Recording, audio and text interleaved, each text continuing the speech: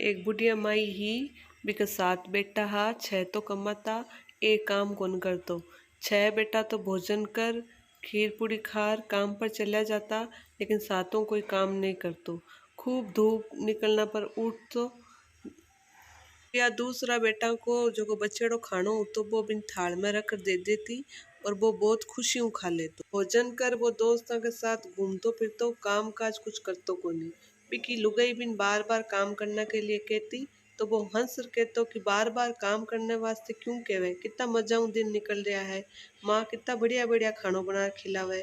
तब बिकी पत्नी क्रोधित होकर कहती कि माँ थाने बढ़िया बढ़िया खानों कौन खुआवे बल्कि सबको झूठेड़ो थाने खिलावे। अगर थाने हमारी बात पर विश्वास नहीं हुए तो किसी दिन थे था की आंखें खुद देख लिया कि पत्नी की बात पर बिन विश्वास को नहीं हो। एक दिन सच्चाई जानन खातर वो सिर दुखने को बहानो बनायो और चादर ओढ़ रसोई घर में सोई गयो।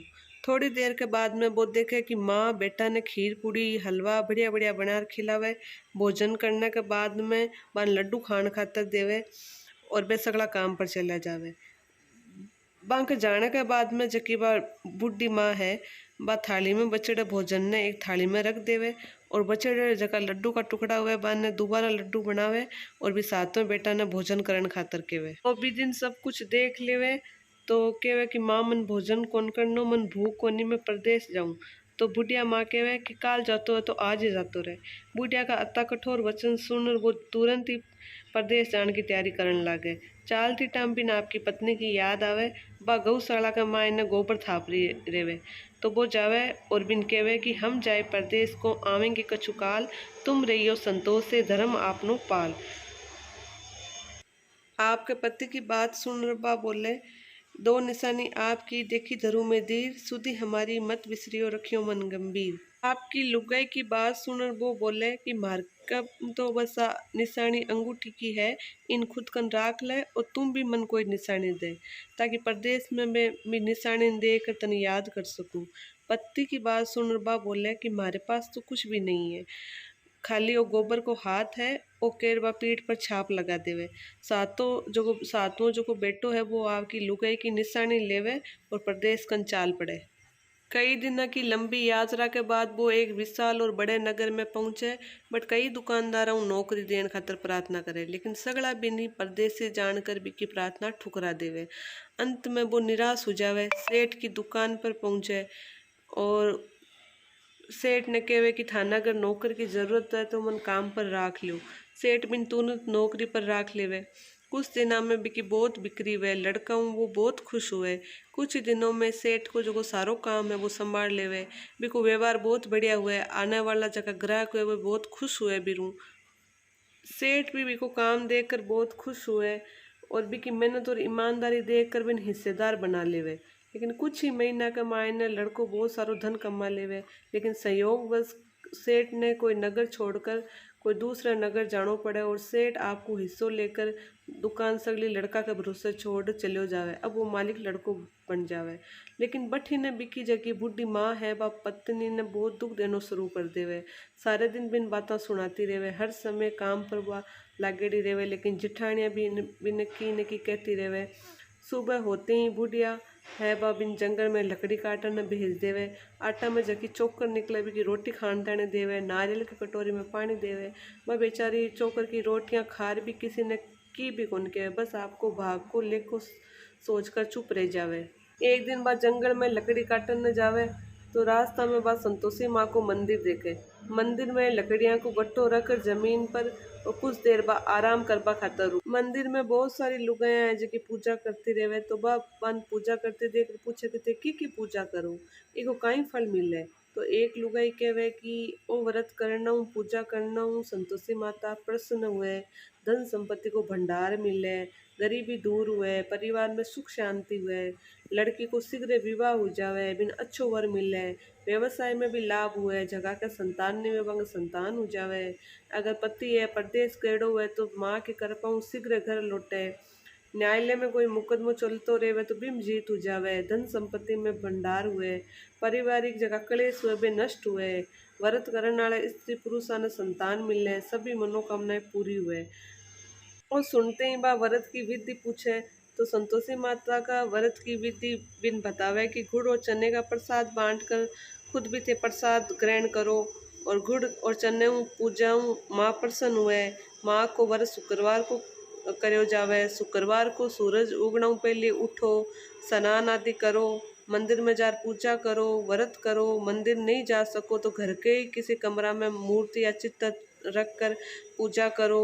व्रत करने वाला ने खट्टी चीज खट्टो फल नहीं खानो चाहिए। घर में कोई ने भी खट्टी चीज नहीं खानी चाहिए। संतोषी माता को व्रत व पूछ कर साथ में बेटा की बहू सोचे कि अब मैं भी संतोषी माता को भी दिन बाद लकड़ियां बेच देवे और गुड़ चना खरीदे। शुक्रवार को सूरज उगना पहले उठ स्नान करे और एक कलश में स्वच्छ और ताजा जल भर चना गुड़ रख जंगल की ओर चाल पड़े। रास्ते में संतोषी माँ के मंदिर के मायने संतोषी माता की पूजा करे। संतोषी माता के चरणा में सिर रखकर प्रार्थना करे कि हे माँ, मारा कष्ट दूर करो, मैं हमेशा थारी पूजा करूँ, मारा पति परदेश हूँ सकुशल लौट आए। संतोषी माँ का स्मरण कर वह आस पास आड़न वो गुड़ और चना देवे और थोड़ो सो प्रसाद वह खुद भी खा लेवे। साथ में बेटे की बहू हर शुक्रवार को संतोषी माता को विधिवत व्रत करे। दूसरे शुक्रवार को भी वो व्रत करे, भी को पति को पत्थर आ जावे। तो तीसरे शुक्रवार को भी पति का भेजा हुआ रुपया आ जावे। तो घर में सगला लोग भी रू ईर्ष्या करन लाग जावे। जेठानिया ताना देन लाग जावे कि पति का पत्थर आन लाग गया, रुपया आन लाग गया। घर का बच्चा भी बन कहवे कि चाची के पास सब रुपया आ गया, अब तो चाची क्यों बात भी कौन करे। बेचारी सबका ताना सुनकर चुप हो जावे। वह हर समय संतोषी माँ के मंदिर के मायने व्रत और कथा सुनने के बाद में चरणा में सिर रखकर प्रार्थना करे कि माँ, मैं थाऊ धन कौन मांगू, मैं तुम्हारे पति के सकुशल लौटने की प्रार्थना करूँ। एक दिन प्रार्थना सुनकर संतोषी माता खुश हो जावे, बोले जा बेटी, थारी मनोकामना पूरी हुई, तारो पति शीघ्र घर लौटी। वह बेचारी संतोषी माँ का वचन सुनकर खुशी खुशी घर जावे। सातों बेटो दुकानदारी में इतो व्यस्त हो जावे कि वो आपकी पत्नी को बिन ध्यान ही कौन रहे। दुकान का काम मुँह बिन फुर्सत ही कौन मिले। संतोषी माँ भी बेटा की व्यवस्था देखकर बहुत परेशान हो जावे। सोचे कि वो तो याद ही कौन करे, मन सपना में दर्शन देना पड़ी। धनी साहूकार सपना में जार संतोषी माता के कि तू सोवे के जाग गए। तो बोले कि मैं सो भी कौन जो जाग भी कौन जो, कहीं आज्ञा करो मन आज्ञा। तो संतोषी माँ कहे कि तू परदेश में आर इतो धन कमायो, कहीं तुम थारे लुगाई की याद भी आई उस। तो वो कहे कि माँ, मैं पत्नी को तो मन याद है, लेकिन दुकान में मन छुट्टी कौन मिले। सारो जो रुपये है वो व्यवसाय में लाग गयो, जब तक ये सगला रुपया पाछा नहीं आवे मैं घर किया जाऊँ। संतोषी माँ कहे कि काल सुबह उठ कर तू संतोषी माता को नाम लीजिए, घी को दियो जलाई जाए और दुकान पर जार बैठ जाई जाए। शाम होते ही थारा उधार धन रुपया सब आ जाई। इतना कहकर संतोषी माता भी एक सपना में अंतर ध्यान हो जावे। सुबह उठ वो आपके मित्र ना बात कहवे तो सब की मजाक उड़ाने लगे कि माँ को तो मन कौन माने, कोई यान भी हुए। लेकिन वो सोचे कि करना में कहीं जावे, मैं कर तो देखूं। तो वो मंदिर में जावे, घी को दियो जलावे, दुकान पर दीपक जलावे, संतोषी माँ का स्मरण करके काम शुरू करे। संतोषी माँ का अनुकंपा बिकमाइन सचमुच चमत्कार हो जावे। सगला लोग रुपया लेन लगे।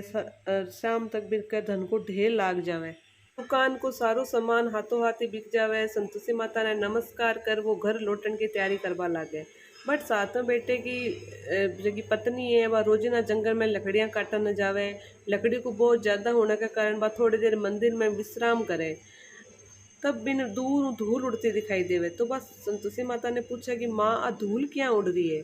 तो माँ कहे कि आज तो तन थार पूजा को फल मिली, थारो पति है ना वो परदेश लौट आजी, आ धूल भी कारण उड़ रही है। तो अब तो यहाँ कर लकड़ियाँ का 3 हिस्सा कर ले, एक तो नदी के किनारे रख दे, दूसरे हमारे मंदिर पर रख दे और तीसरा थारे सिर पर रख कर घर चली जा। थारो जो पति है वो लकड़ियाँ देख कर रुकी और लकड़ियाँ जलाई, भोजन बना कर खाई। और तू घर पहुंचकर लकड़ियाँ को गट्टो आंगन में डाल कर कह दीजिए, सासू जी लकड़ियाँ का गट्टा लो, चौकर की रोटी दो, नारियल के कटोरे में पानी दो। फिर पूछी जाए कि आज घर में कौन मेहमान आए हुए। संतोषी माँ की बात सुनकर वह बहुत खुश हुई और घर की तरफ चाल पड़ी। कुछ देर बाद में भी को पति आ गयो, लकड़ियों को ढेर देखियो और भोजन बनाकर खायो और पछ कुछ देर विश्राम करके घर पहुंचो। बठी ने बाप बहू है जबकि लकड़ियां को गट्टो जमीन पर डाल जोरों आवाज लगे, सासू जी लकड़ियां को गट्टो लो, चौकर की रोटियां दो, नारियल के कटोरी में पानी दो और आज कौन घर में मेहमान आए हुए। तो आज सुन बुढ़िया सास बोली, बहू इया क्यों कहवे, थारो पति तो आयो है, आ नहा धो और मिट्टी खीर खा, नया कपड़ा पहन, पति के पास बैठ। पति भी कमरा की खिड़कियों सब कुछ देखे और सुने, और कमरा हूँ बाहर आर भिखारी की तरह खड़ी आपकी पत्नी ने देख बोले, माँ आ औरत कौन है। माँ कहे, बेटा तेरी बहू है, जब वो तू गयो है तब वो यहाँ नहीं हाल बना रखे, सारे दिन गांव में जानवर तरह भटकती फिरती फिरे, काम काज कुछ करे कोनी, नारियल के कटोरे में पानी मांग रही है। सातों बेटो गंभीर और बोले, माँ इस की जगह सारी बातें मैं आपके कानों सुनी हूँ, मन दूसरे घर की ताली दे दो, मैं भी मेरे उंगला। बुढ़िया माँ कहे कि जी हाँ थारी मर्जी। तो वो आपको पत्नी के सागर जाके घर में आनंद रहने लागे। बिक बाद में बिकन धन की कोई कमी कौन रेवे, घर भी को महल जान को सुंदर हो जावे। आगलो जो को शुक्रवार आवे, बिक माइन बी की पत्नी कहेगी, हे प्राणनाथ मैं संतोषी माँ को व्रत करती, संतोषी माँ की अनुकंपा वो सब कुछ हुई है, मैं व्रत को उद्यापन करना चाहूँ। तो पति कहे, जरूर कर, मैं उद्यापन को सगड़ो सामान लाऊं। बहू भी आपके जेठानी के लड़का ने भोजन के लिए कह न जावे, जिठानी वह की धन संपत्ति वे वो ईर्ष्या करे। जिठानी आपके बच्चा ने सिखा देवे कि तुम भोजन के समय खट्टी चीजें मांगना। तो बे कौन चावे कि बिको उद्यापन पूरो हुए। तो संतोषी माँ की पूजा के बाद में जब बच्चा भोजन के लिए आवे तो खटाई मांगन लागे। बहू कहे कि खटाई की नहीं कौन मिले। तो बच्चा कहे पीछा दे दो। तो बहू मांगी बुरी भावना जाने को नहीं बन पीछा दे देवे। बच्चा दौड़ता हुआ बाजार में जावे, इमली खा लेवे। बच्चा ने पैसा देने और इमली खाने से संतोषी माता बहुत क्रोधित हो जावे। प्रकोप राजा का सैनिक सातों बेटे के दुकान पर जा पहुंचे और बिन पकड़ कर लिया आवे। भोली बहू रोन लाग जावे, जिठानिया ताना देन लाग जावे, भाई बेईमानी हूँ कमा रुपया लाइयो है तो राजा का सैनिक तो पकड़ ले जाई, बंदी घर में रहना पड़ी, राजा सारो धन छीन ली। सातों बेटे की बहू रोती हुई संतोषी माँ के मंदिर में जावे, चरना में सिर रखकर प्रार्थना करे, हे संतोषी माँ किसी भूल होगी, किस अपराध की इतनी बड़ी सजा दी। संतोषी माँ तुरंत प्रकट हो के, बेटी तू उद्यापन करके बच्चा ने पैसा दे के बहुत बड़ी भूल कर दी, वहाँ पैसा बच्चा है जगह खटाई खा ली, व्रत न नष्ट कर दियो। बहू रोती रोती बोले, माँ मन क्षमा कर दो, मैं थांकी भूल होगी मारूं, मैं थांको उद्यापन पाछो करूं, तो अब कोई भूल कौन करूं। तो संतोषी माँ कहे कि जब तू दोबारा विधिवत उद्यापन करी तो थारी मनोकामना अवश्य पूरी हुई। तो मंदिरों घर लौटते टाइम रास्ता में बिन भी को पत्ती आतो मिले। पूछे कि राजा का सैनिक थाने क्यों पकड़ कर ले गया। तो वो हंसते हुए बोले कि इतो धन कमायो, राजा ने टैक्स कौन दियो तो राजा मन बुलायो। अगले शुक्रवार का उद्यापन के खातर बहू लड़का ने भोजन के लिए बुलावे, बट जिठानी भी लड़का लड़का जिठानी का जगह लड़का है भोजन में खटाई मांगने के लिए मांगे। तो बहू कहवे कि खट्टी चीज किसी ने भी कौन मिले। यहाँ के ब्राह्मणा के लड़का ने भोजन खातर बुलावे, दक्षिणा में बान ने मीठा फल खानताने देवे। उद्यापन से संतोषी माता बहुत प्रसन्न हुए, माँ की अनुकंपा वह बहुत जल्दी गर्भवती हो जावे। 10वें महीना में वह एक सुंदर पुत्र ने जन्म देवे। बहू प्रतिदिन बेटा ने ले संतोषी माँ के मंदिर जावे। कुछ दिन बाद संतोषी माँ सोचे कि आ तो रोजाना हमारे मंदिर आवे, क्यों न मैं भी आज के घर चालूँ, एक परीक्षा लूँ। तो आ सोच संतोषी माता एक बुढ़िया को रूप धारण कर लाठी टेकती हुई बहू के घर पुगे। बुढ़िया का सारा शरीर में मक्खियाँ भिन भिनारी रेवे। ओ देख सब मुंह सिकड़ोन लाग जाए। बुढ़िया कहवे, दरवाजा है जगह बंद कर लियो, कोई चुड़ैन डाकनी है, कोई न खा जावेली, ये गंदी बुढ़िया ने भगाओ। तो इतने में वह माँ बहू है जकी वह खिड़कियों देखती रहे और जल्दी हूँ दरवाजो खोल और बुढ़िया का पैर छूकर घर ले जावे।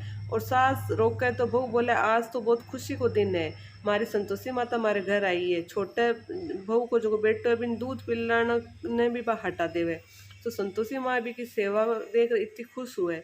सास क्रोध भला बुरो कहने लाग जावे।